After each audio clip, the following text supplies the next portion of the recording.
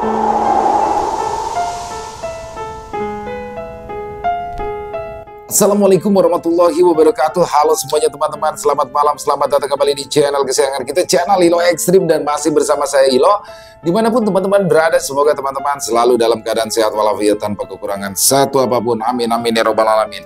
Pada kesempatan yang baik ini kami akan membawakan satu kisah dari penulis kami yang berasal dari kota Garut, Jawa Barat, yaitu Ibu Neneng Dewi NS. Wow, kisah-kisah dari Ibu Neneng selalu menarik untuk disimak ya teman-teman.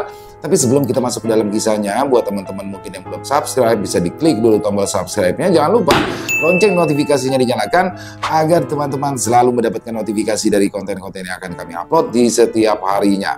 Kami juga ingin mengucapkan terima kasih ya kepada seluruh teman-teman yang sudah selalu setia hadir, yang sudah selalu mendukung kami. Karena teman-teman kami selalu bersemangat berkarya di setiap harinya.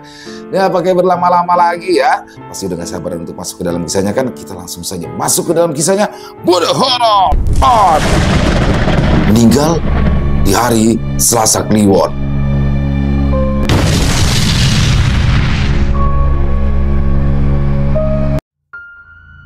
Malam itu, Pak Sarul, sang ketua RW, sedang menikmati minuman susu jahe dan bakwan sayur buatan Bu Ai, istrinya.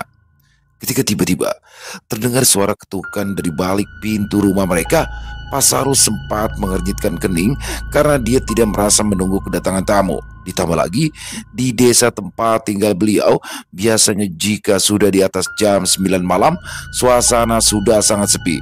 Tidak ada warga yang beraktivitas di luar rumah, kecuali bagi yang kebagian tugas ronda. Apalagi saat itu jam yang menempel di dinding rumahnya sudah menunjukkan pukul 11 malam. Siapa yang ngetuk pintu malam-malam begini? Pikir Pak Sarul. Pria berusia sekitar 30 tahunan itu pun mematikan sebatang rokok yang tadi sempat ia nikmati, lalu melangkah perlahan menuju ke pintu depan yang jaraknya memang tidak terlalu jauh dari ruang tamu. Ya sebentar, kata Pak Sarul yang berjalan seraya membetulkan letak sarungnya yang sempat melorot. Aneh, tak ada lagi suara ketukan. Suasana hening. Pak Sarul sempat heran karena biasanya tamu yang suka datang berkunjung ke rumahnya setiap mengetuk pintu pasti diikuti dengan ucapan salam sambil memanggil-manggil namanya. Tapi kali ini berbeda. Pak Sarul sempat berprasangka baik. Mungkin tamu yang datang hendak menemuinya mungkin berasal dari kota. Sampai akhirnya tiba-tiba saja kali ini terdengar suara gedoran, bukan lagi ketukan seperti tadi, hingga membuat lelaki itu sempat kaget. Astagfirullah, ini orang siapa sih? Gak sopan banget tengah malam gedor-gedor rumah orang, rutuk Pak Sarul yang mulai kesal. Pak Sarul sudah bertekad hendak mendamprat tamu yang dianggapnya tidak sopan tersebut. Kalau perlu dia akan langsung mengusirnya agar orang itu tahu kalau yang dilakukannya sudah mengganggu ketenangan sang pemilik rumah. Apalagi sebagai warga desa, semua penduduknya masih memegang teguh adab dan sopan santun. Akan tetapi saat pintu dibuka, nyali Pak Sarul langsung menciut seperti kerupuk tersiram air. Mulutnya yang tadi hendak mengeluarkan kata-kata umpatan kepada sang tamu kini berubah terkunci rapat. Sekujur tubuhnya mulai bergetar ketakutan. Betapa tidak, kini yang berdiri di hadapannya bukanlah tamu manusia, tapi sesosok pocong yang wajahnya menyeramkan. Kain kafan yang membungkus sosoknya terlihat kotor, dipenuhi oleh tanah yang sudah dipastikan itu adalah tanah kuburan. Kedua matanya terlihat membulat hitam dengan seringai menakutkan, membuat nyali siapapun yang menatapnya akan refleks dihantam rasa takut yang luar biasa. Disusul terciumnya aroma bau busuk yang sangat menyengat seperti bau bangkai, dan diterbangkan oleh desiran angin malam yang sangat mengganggu indera penciuman Pak Sarul. Spontan Pak Sarul menutup hidungnya dengan tangan kanan. Perut laki-laki itu juga terasa seperti diaduk-aduk dari dalam hingga membuatnya mual dan ingin muntah. Tapi sebisa mungkin dia tahan karena dikalahkan oleh rasa takut yang lebih dalam menjajah dirinya. Tolong saya. Terdengar suara lirih yang berasal dari sosok pocong tersebut. Pak Sarul hanya bisa berdiri terpaku. Tubuhnya masih bergetar hebat. Semua keberaniannya sirna seketika. Kini dia hanya bisa memejamkan mata karena terlalu takut menatap langsung sosok menakutkan yang ada di hadapannya sekarang. Sampai akhirnya sebuah tepukan di bahunya mengagetkan Pak Sarul. Pak, Ngapain malam-malam begini buka pintu? Kalau maling masuk gimana coba? Suara Bu Ai, sang istri tiba-tiba mengagetkan dan membuyarkan Pak Sarul yang dari tadi berdiri mematung. Pak Sarul spontan membuka kedua matanya. Wajahnya menunjukkan ekspresi kaget karena kini sudah tidak ada lagi sosok pocong itu di hadapannya. Pak Sarul tidak langsung menjawab pertanyaan sang istri. Ia malah mengedarkan pandangan ke sekitar rumahnya seperti mencari sesuatu. Hal ini tentu saja menimbulkan pertanyaan baru untuk Bu Ai yang dari tadi menilai gelagat aneh dari zoomnya itu. Nyari apa sih Pak? Tanya Bu Ai yang rupanya ikut penasaran. Anu Bu, itu tadi, jawab Pak Sarul dengan suara terbata-bata seperti ada sesuatu yang mengganjal di tenggorokannya hingga membuat Pak Sarul jadi tidak leluasa untuk menyampaikan apa yang ada di dalam kepalanya. Untuk beberapa saat, Pak Sarul terdiam. Dia tidak mungkin bicara jujur ke Bu Ai kalau dia sedang mencari sosok pocong berbau busuk yang tadi sempat datang dan minta tolong. Bisa-bisa sang istri akan berteriak histeris ketakutan. Bapak ini gimana sih? Ditanya bukannya ngejawab malah anak anu, protes Bu Ai. Akan tetapi sebuah jerit histeris kini keluar dari mulut perempuan itu saat sosok pocong tadi dengan posisi terbalik dengan kepalanya masih terikat tali tiba-tiba muncul di hadapan wajah Bu Ai. Pocong! Teriak Bu Ai, lalu ia pun langsung pingsan di tempat. Kali ini giliran Pak Sarul yang kelimpungan dan susah payah mencoba membangunkan sang istri. Akan tetapi teror sosok pocong yang meminta tolong tersebut rupanya menimpa warga lain juga, seperti Asi dan Rika, dua orang penyanyi dangdut yang suka mendapat panggilan manggung hajatan warga di kampung-kampung tetangga. Malam itu, mereka berdua pulang kemalaman karena lokasi acara hajatan cukup jauh dan terpencil, maka dari itu memakan waktu perjalanan yang cukup lama. Kedua kakak beradik itu menyusuri desa yang sudah mulai sepi dengan kendaraan roda 2 milik Asi.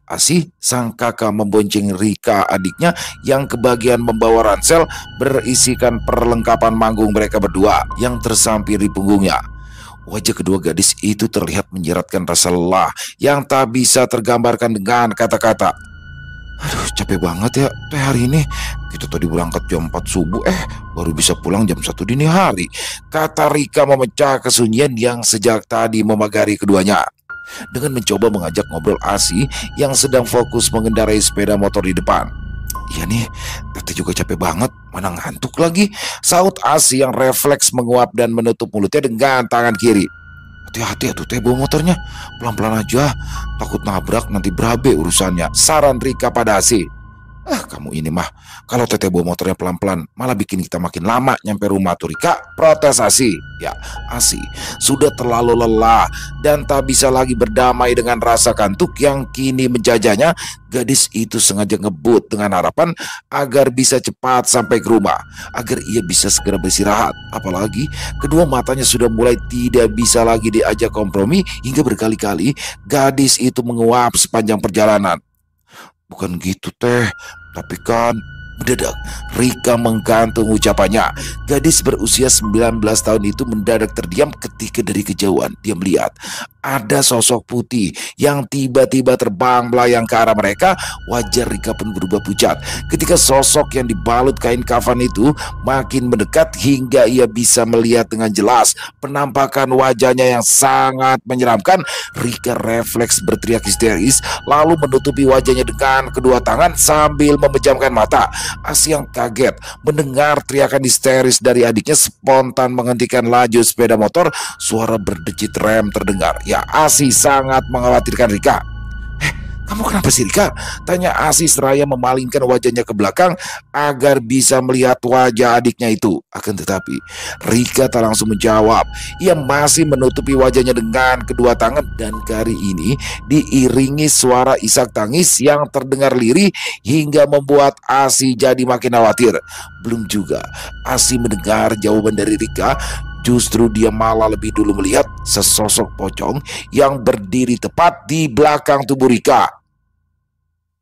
Sosok itu begitu menyeramkan, dengan dua lingkaran berwarna hitam di kedua matanya menatap Asi, diiringi seringai yang menakutkan. Bulu kuduk Asi tiba-tiba mulai merebah.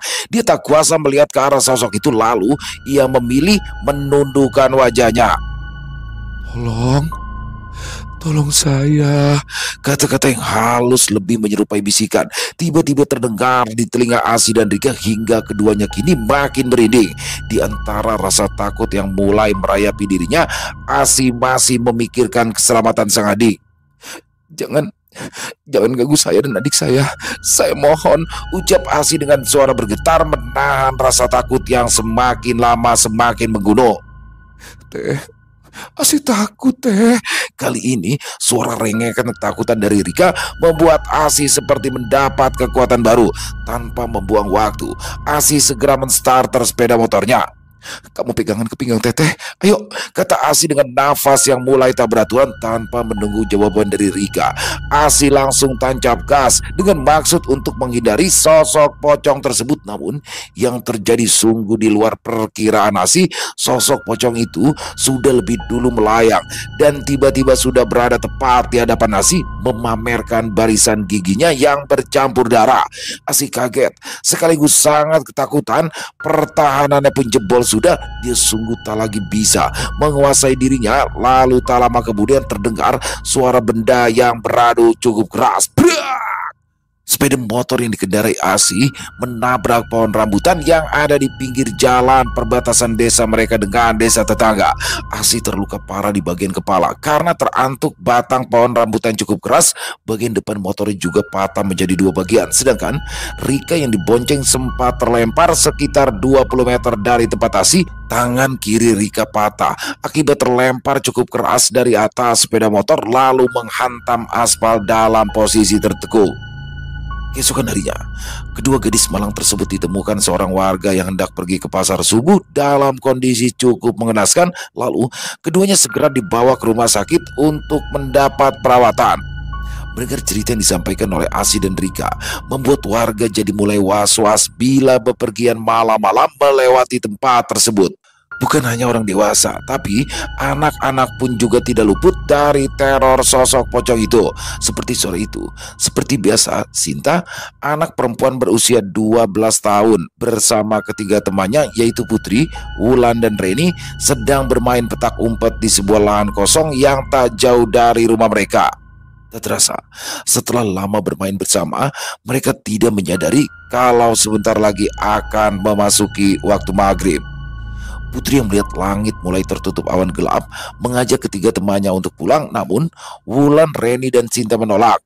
"Tanggung, Put, sekarang kan giliran kamu yang jaga, jangan curang atuh. Pas giliran jaga kamu malah ngajakin udahan," protes Sinta kepada Putri. "Bukan begitu, Sin.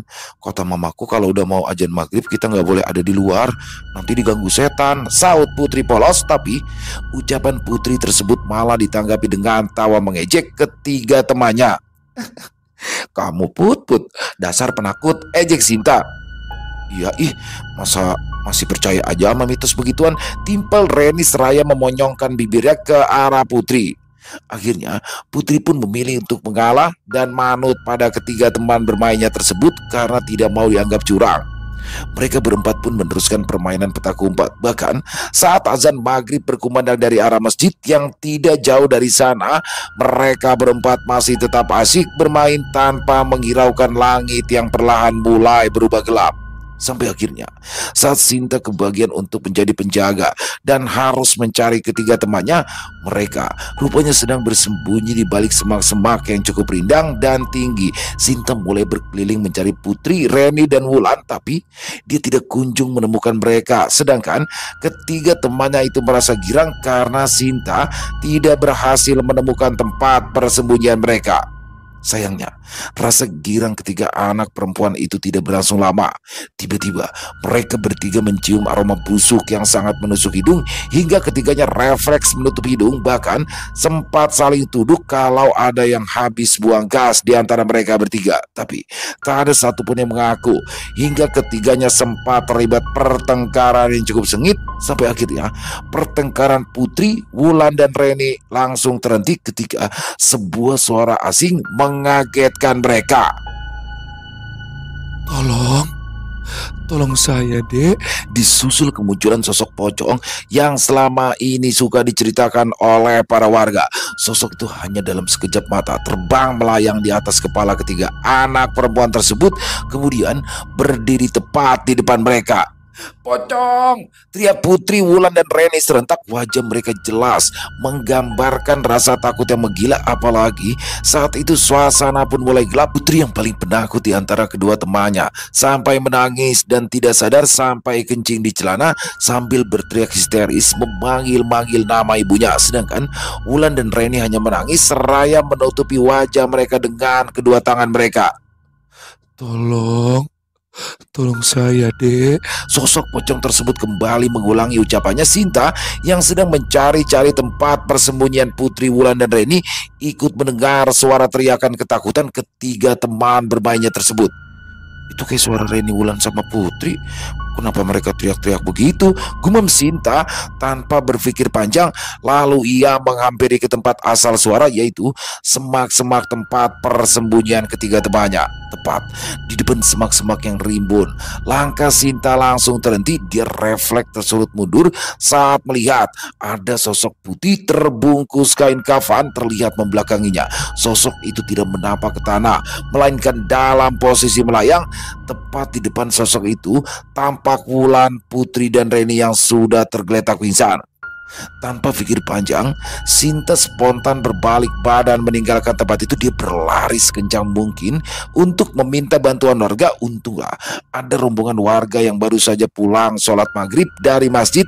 Melihat Sinta yang berlari sambil ketakutan, Sinta pun menceritakan apa yang barusan dilihat. Khawatir takut terjadi hal kurang baik kepada ketiga anak teman bermain Sinta, warga pun sengaja memanggil warga lainnya agar bersama-sama mencari keberadaan Wulan, Putri, dan juga Reni. Singkat cerita, setelah anak-anaknya berhasil ditemukan dan diselamatkan oleh warga, orang tua mereka pun segera membawa ketiganya ke klinik terdekat karena Wulan, Reni, dan Putri mengalami demam tinggi, bahkan sempat kejang-kejang. Anehnya, dokter berkata kalau mereka tidak menderita penyakit apapun, hanya demam biasa akibat faktor kelelahan dan hanya diberikan vitamin dan obat demam biasa. Tapi sayang, meski ketiga anak perempuan itu sudah minum obat yang diberikan oleh dokter, tetap tidak ada perubahan. Orang tua mereka mengeluh setiap malam anak-anaknya itu tidak bisa tidur, pasti suka menjerit-jerit ketakutan sambil menangis, lalu bilang kalau ada pocong di dalam kamar mereka. Lalu setelahnya mereka akan kejang-kejang dengan mata nyalang semalaman. Tentu saja hal ini membuat orang tua Putri, Reni, dan Wulan jadi khawatir. Ustadz Maulana, salah satu tokoh sesepuh di kampung yang memiliki indera keenam, tanpa sengaja melihat ada sosok pocong berwajah menyeramkan selalu mengikuti mereka bertiga secara bergantian. Menurut Ustadz Maulana, sosok itulah yang membuat ketiga anak perempuan tersebut menjadi demam tinggi. Saat itulah beliau jadi yakin kalau ketiga anak perempuan itu terkena sawan. Beliau menyarankan agar dimandikan air yang dicampur dengan garam kasar, daun kelor, dan 7 helai daun bidara. Sebelumnya air yang sudah dicampur oleh ketiga bahan ruqyah tersebut dibacakan surah Al-Fatihah dan 3 surat kulhu oleh Ustadz Maulana masing-masing sebanyak 7 kali. Apa yang dikatakan oleh Ustadz Maulana itu terbukti setelah orang tua ketiga anak perempuan itu menuruti apa yang disarankan oleh Ustadz Maulana. Perlahan kesehatan Putri, Wulan, dan Reni pun berangsur membaik. Namun beliau tetap mewanti-wanti agar jangan membiarkan anak-anak itu kembali bermain atau berada di luar rumah menjelang maghrib. Kemunculan sosok pocong yang akhir-akhir ini kerap meneror warga akhirnya memunculkan spekulasi kalau ini ada hubungannya dengan kematian salah seorang warga sekitar 2 minggu yang lalu. Ya, warga yang dimaksud adalah Sari. Sebelumnya kehidupan warga aman dan tentram saja, tapi semuanya berubah menjadi mencekam pasca kematian Sari 2 minggu yang lalu. Malam itu, di depan halaman sebuah balai desa, terlihat banyak warga berkerumun. Pria, wanita, remaja, anak-anak, bahkan para lansia juga ikut. Mereka semua masing-masing memegang sebuah obor. Suasana begitu riuh dengan suara cacian, makian, dan umpatan yang ditujukan warga kepada seorang perempuan muda yang kedua tangan dan kakinya diikat oleh tali rapiat dan disandarkan ke sebuah tiang bambu. Mulutnya disumpal memakai kain. Semakin lama, warga yang datang semakin banyak dan menyemut. Hingga suasana di halaman balai desa itu semakin riuh. Tidak ada satupun warga yang menaruh rasa kasihan kepada gadis yang bernama Sari yang sedang menjadi pusat perhatian itu. Hanya ada seseorang yang menangis meraung-raung sambil berteriak ke arah warga agar Sari dilepaskan. Beliau adalah Maani, nenek dari Sari yang merawat Sari sejak bayi. Maani begitu menyayangi sang cucu yang dari lahir sudah terlahir yatim piatu. Selama ini, Maani berjuang membesarkan Sari dengan berjualan kue-kue basah yang selalu beliau jajakan berkeliling kampung dengan memakai tampak. Tapi sekarang, kondisinya yang sudah menua dan mulai sering sakit-sakitan membuat Maani hanya lebih banyak diam di rumah. Kini, gantian Sarilah yang berjualan. Hati perempuan tua berusia 65 tahun itu begitu sakit melihat cucu kesayangannya diperlakukan tidak manusiawi. Tolong lepaskan cucu saya. Dia tidak bersalah, ratap Maani seraya berjalan tertati-tati memakai tongkat kayu. Usianya yang sudah mulai memasuki usia renta membuat setiap langkah kakinya mulai pelan. Akan tetapi hal itu tidak menyurutkan niat Maani yang ingin membela dan memperjuangkan keadilan untuk Sari. Tolong saya mohon lepaskan Sari. Kasihan dia. Sari tidak mungkin berbuat serendah itu. Dia gadis yang baik. Kali ini butiran air mata mulai bergulir dari kedua belah pipi Maani yang sudah dipenuhi oleh garis keriput. Namun tak ada satupun warga yang tergerak hatinya untuk menuruti permintaan Maani. Mereka lebih memilih untuk pura-pura tidak mendengar atau melengos pergi saat Maani mulai mendekati mereka. Sedangkan Sari melihat sang nenek yang sedang memohon-mohon pada warga juga tak kuasa membendung air matanya. Ya Allah, kenapa cobaan yang Engkau berikan kali ini begitu berat? Hamba mulai tak sanggup untuk menanggungnya, rintis Sari dalam hati. Sari yang baru berusia 17 tahun itu diarak ke balai desa atas laporan dari Buningrum, istri Padadan. Padadan sendiri dikenal sebagai salah seorang juragan tanah yang dikenal sebagai salah satu orang terkaya di desa tersebut. Sari kedapatan Buningrum sedang berduaan di kebun jeruk milik Padadan. Buningrum menuduh Sari sengaja menggoda suaminya, lalu ia menjambak rambut panjang gadis itu hingga ia kesakitan. Apalagi jambakan di rambutnya itu begitu kuat hingga beberapa helai rambut Sari ikut tercabut. Ampun Bu, lepasin Bu, sakit, rintis Sari dengan air mata yang mulai mengalir di pipinya. Tapi bukannya merasa kasihan apalagi melepas jambakannya, Buningrum malah makin mengencangkan jambakannya. Bahkan dengan geram perempuan berusia 30 tahun itu sampai meludahi wajah cantik dari Sari. Sari mengusap air ludah tersebut dengan punggung tangan kanannya yang bebas. Hatinya begitu sakit dan terhina diperlakukan begitu rupa oleh Buningrum yang memang terkenal angkuh hanya karena merasa hidupnya bergelimang harta. Apa? Kamu minta ampun? Dasar perempuan gak tahu diri. Sudah miskin, kata lagi sukanya sama suami orang. Apa kamu gak tahu? Sakitnya hati saya ketika kamu ngerayu-rayu suami saya. Bentak Buningrum seraya menyeret paksa tubuh guru Sari ke balai desa. Sari mencoba memberikan penjelasan sambil menahan rasa sakit yang makin tak tertahankan. Tolong dengarkan penjelasan saya, Buningrum. Saya tidak pernah merayu Padadan, demi Allah, kata Sari dengan suara bergetar. Lah, mana ada maling aku? Saya akan minta Pak Kades untuk usir kamu dari kampung ini. Tapi sebelum itu, saya akan minta warga memberikan hukuman agar kamu tidak gatal menggoda suami orang lagi. Tandas Buningrum. Kamu juga ikut Pak ke balai desa. Buningrum memutar tubuhnya ke arah Padadan yang hanya mematung diam 1000 bahasa. Padadan yang termasuk golongan suami takut istri hanya menjawab dengan anggukan, lalu ia ikut berjalan di belakang Buningrum dan Sari.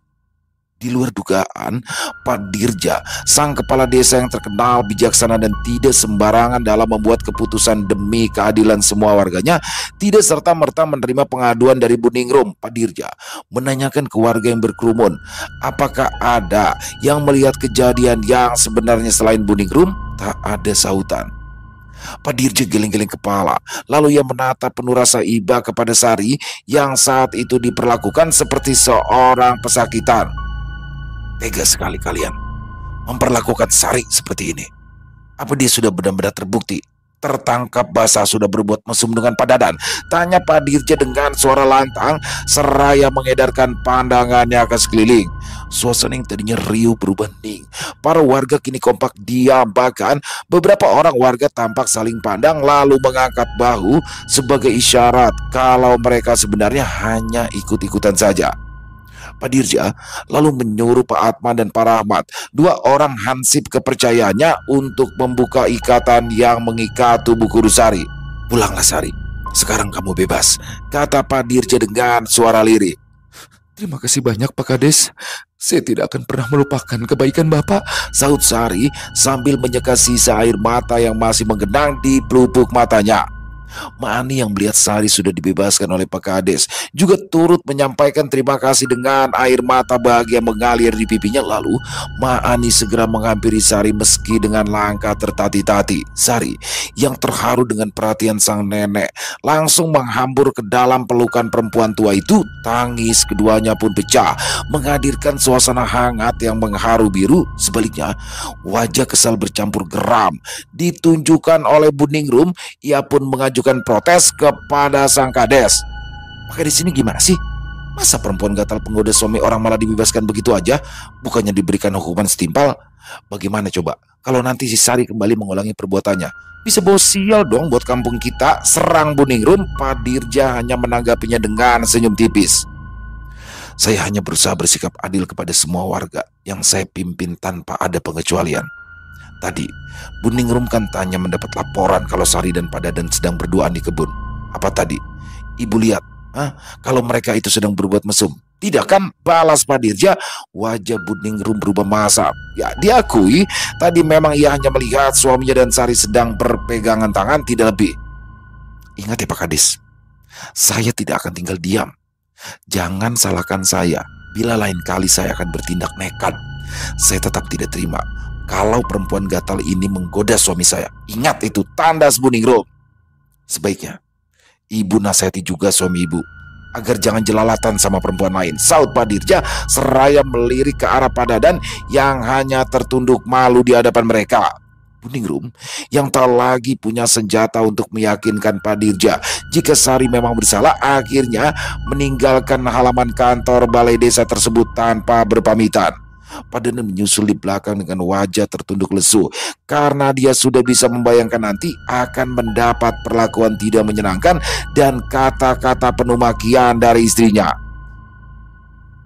Pak Dirja kemudian menyuruh warga agar segera membubarkan diri. Sementara itu, di rumah sederhana milik Maani, Sari akhirnya menceritakan kejadian yang sebenarnya pada sang nenek. Demi Allah, Mak, waktu itu Sari sedang keliling jualan. Tiba-tiba Pak Dadan yang sedang berada di kebun miliknya manggil, katanya mau beli kue bugis sama lemper. Tapi waktu Sari datang ngampirin Pak Dadan malah narik tangan Sari. Ucap Sari menceritakan kronologisnya sambil menangis sesenggukan. Iya, Mak juga percaya sama kamu Sari. Ya udah, sekarang mending kamu istirahat ya. Mak juga sudah ngantuk, saut Mani. Ya Mak, Sari mau bersih-bersih badan sekalian ganti baju dulu. Mak istirahat aja duluan ya, kata Sari seraya memapa sang nenek menuju kamarnya. Bertepatan dengan berkumandangnya azan subuh dari masjid, Maani pun terbangun. Ia melirik ke samping ranjang bututnya, tak ada keberadaan Sari. Nenek tua itu segera meraih tongkat yang berada di dekatnya lalu memanggil-manggil sang cucu. Sari, Sari, panggilnya. Tadi sautan, Mani berjalan pelan menuju dapur. Tak biasanya suasananya begitu hening, padahal biasanya suka terdengar kesibukan Sari yang membuat adonan atau mengolah bahan-bahan kue basah. Tumben sepi. Apa mungkin Sari lagi di kamar mandi ya? Gumam Mbak Ani yang kemudian beranjak menuju kamar mandi. Tapi lagi-lagi Mani kaget karena kondisi pintu kamar mandi itu pintunya terbuka lebar. Dari luar jelas terlihat kalau kamar mandi itu kosong. Rasa cemas mulai merayapi diri Mbak Ani. Dia terlihat kebingungan ingin mencari Sari kemana lagi, sampai akhirnya sebuah gedoran di pintu rumahnya mengagetkan Mbak Ani. Saat pintu dibuka, beberapa orang warga tampak sudah berdiri di depan pintu dengan nafas terengah-engah. Seraya mengabarkan kalau mereka melihat jasad Sari sudah tergantung di atas pohon randu. Awalnya Mak Ani tak percaya, bahkan menuduh jika warga tersebut hanyalah mengarang cerita. Akan tetapi jeritan pilu Mak Ani pun memecah keheningan subuh saat ia melihat sendiri cucunya yang memang sudah tewas gandir. Berita kematian Sari yang tragis pun sontak menjadi buah bibir warga. Apalagi Sari meninggal dunia di hari Selasa Kliwon. Warga pun mempercayai mitos kalau orang yang meninggal di hari Selasa Kliwon memiliki daya tarik tersendiri untuk dunia klinik. Konon bagi sebagian masyarakat yang tinggal di Pulau Jawa masih mempercayai bahwa orang yang meninggal pada hari itu tali pocongnya bisa menjadi salah satu syarat ilmu kesaktian. Di antaranya untuk meminta kenaikan jabatan, pangkat, dan juga untuk pesugihan. Itu terbukti dengan terjadinya pembongkaran makam mendiang Sari yang dilakukan oleh orang yang tidak bertanggung jawab tepat di hari tahlilan ketiga meninggalnya gadis itu. Hal ini kian menambah rasa sedih untuk Mani. Dia yakin Sari tidak mungkin mengakhiri hidupnya dengan cara setragis itu karena ia didik Sari untuk menjadi orang yang taat beragama. Hasil otopsi yang dilakukan oleh pihak kepolisian juga menunjukkan kalau ada bekas kekerasan di beberapa bagian tubuh gadis itu. Sebuah luka bekas jeratan juga tampak di bagian lehernya. Kuat dugaan Sari diruda paksa dulu sebelum akhirnya ia dihabisi nyawanya dengan cara menjerat lehernya dengan tali tampar. Namun untuk mengaburkan kejahatannya, orang itu sengaja menggantung tubuh Sari yang sudah menjadi bayat di pohon agar dikira Sari sengaja gandir. Tuduhan Mani pun tertuju pada Buningrum dan Pak Dadan karena hanya mereka berdua yang terang-terangan membenci Sari. Bahkan Buningrum sempat mengancam Pak Kades yang tempo hari membela dan membebaskan Sari. Pak Dadan ikut dijadikan tersangka karena malam sebelum Sari meninggal dunia, dia sempat bercerita kalau Pak Dadan sempat merayu dan menarik tangan Sari, tapi keburu ketahuan oleh Buningrum yang kebetulan lewat di depan kebun.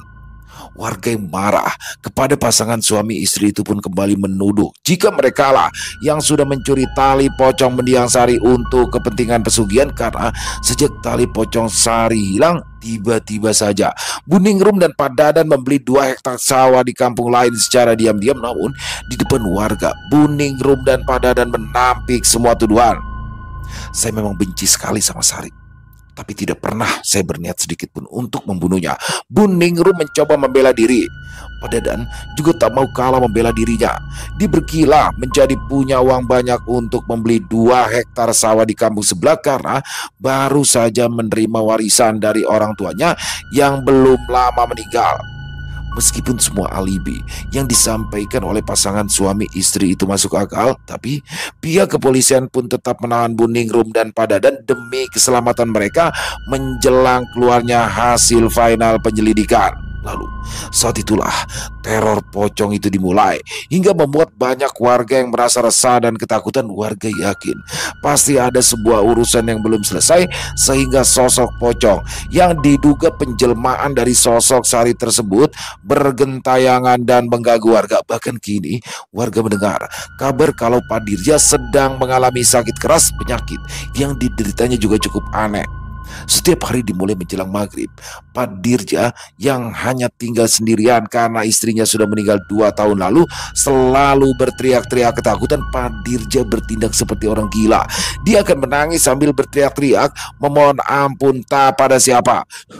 Ampun, tolong ampuni saya mohon, saya hilaf. Begitulah suara teriakan dari Pak Dirja terdengar bergema sampai keluar rumah, disusul suara peki kesakitan seperti orang yang sedang sedang mendapat siksaan. Bahkan malam itu 3 orang warga yang sedang meronda saat melewati rumah Pak Dirja kaget dari kejauhan melihat Pak Dirja sedang berada di teras rumahnya, posisinya kayang dengan kedua kakinya menendang ke sana kemari sambil mulutnya terus mengeluarkan kata-kata minta maaf. Ketiga orang warga yang meronda itu pun penasaran dan memutuskan untuk melihat dari jarak dekat. Alangkah terkejutnya mereka ketika mereka melihat ada sosok pocong yang melayang di belakang tubuh Pak Dirja. Lalu sosok itu membentur-benturkan kepalanya ke kepala Pak Dirja berkali-kali hingga pria itu berteriak kesakitan. Akhirnya mereka memilih kabur dari sana untuk meminta bantuan kepada Ustadz Maulana dan warga lain.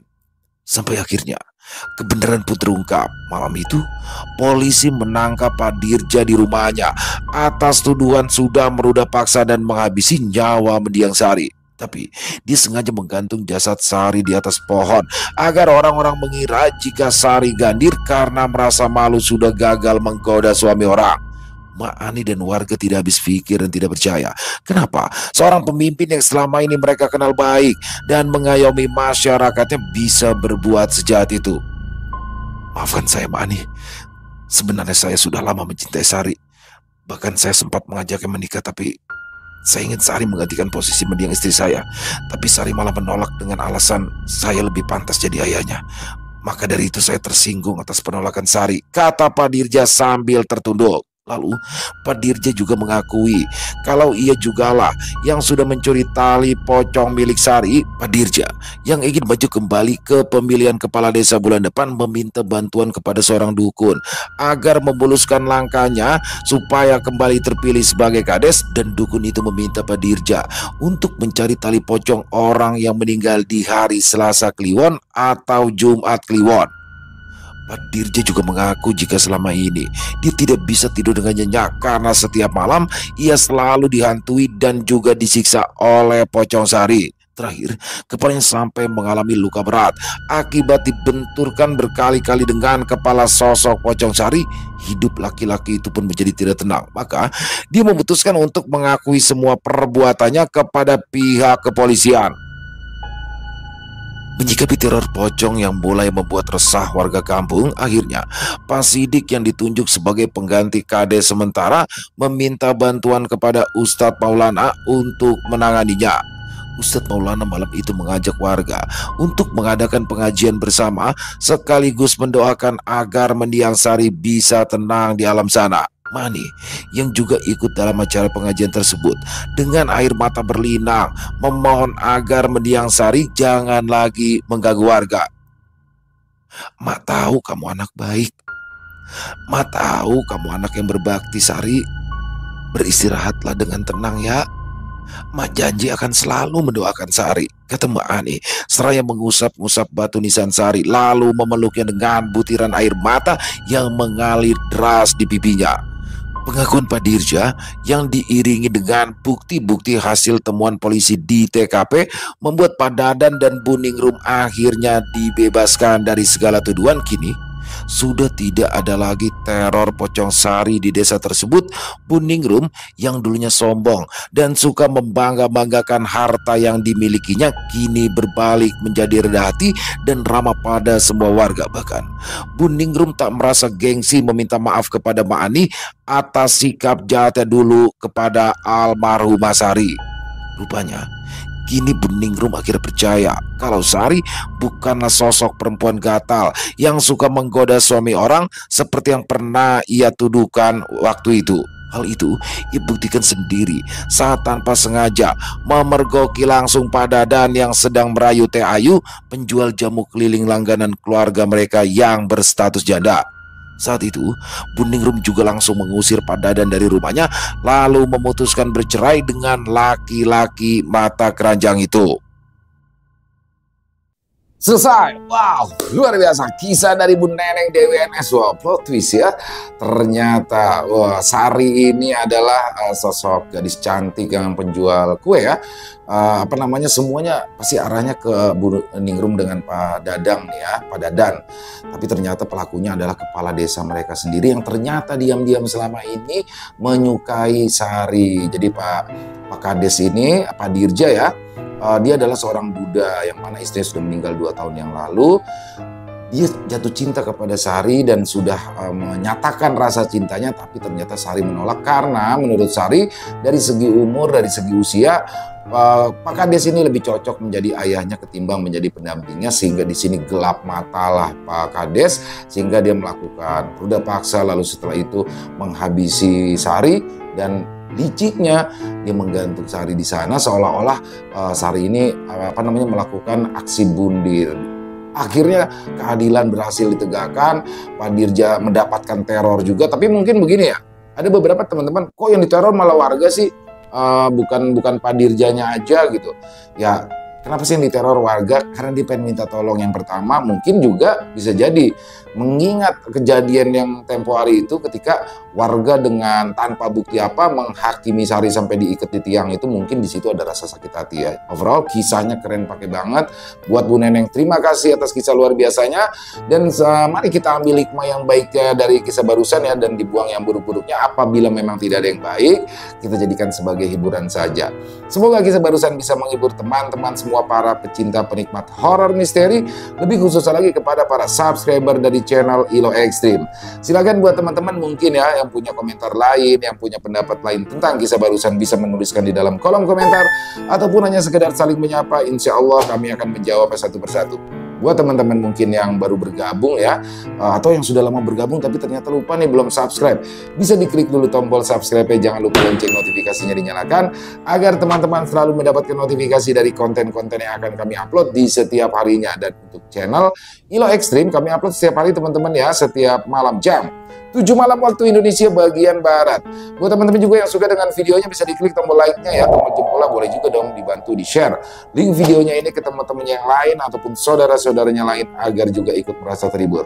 Buat teman-teman mungkin yang punya kisah horor misteri ya, yang diangkat dari kisah nyata yang berdasarkan pengalaman pribadi, apabila mungkin berkenan dibawakan di channel kami, silakan bisa mengirimkannya ke nomor telepon kami yang ada di bawah sini.